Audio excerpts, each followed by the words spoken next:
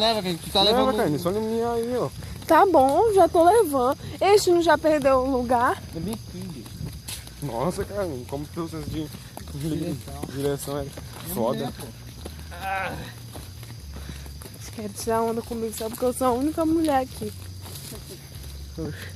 Se tu fosse a única mulher do mundo, tu tava lascado.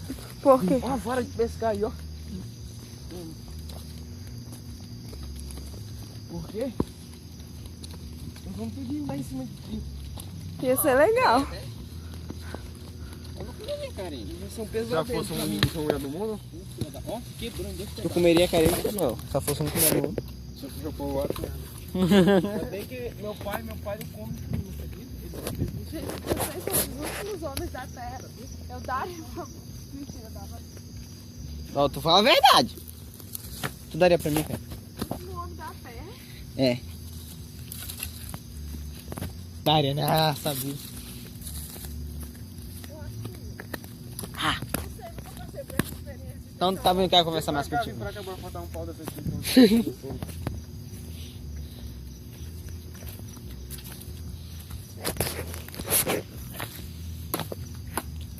Aqui tá bom? Pra quê? Pra fazer fogo?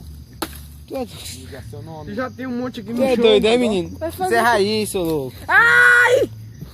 Foi mal. Tem uma tábua aqui. Não, cara, tem que pegar pau do chão, que tá seco, morto. Eu peguei. Tem um monte aqui no chão. Eu não disse que assistiu não sei quantos... Mas os caras pegam pau assim, doido. É, ele pega o pau no pé pra fazer fogo. Olha aqui, ó. Isso aqui faz fogo, ó. No chão. Aqui, ó. Isso aqui, ó. Tem uma tábua aqui, ó. Tem uma tábua aqui. É, ó. Cadê o facão? É a faca. Vem aqui, cara. Pois é. Vê se não tem carvão aí. Tem não? Bora Tá aqui. aqui, ó. Na churrasqueira. Tem, ó.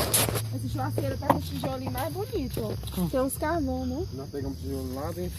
Porra, é, dois centinhos aqui, ó. Bota aqui, ó.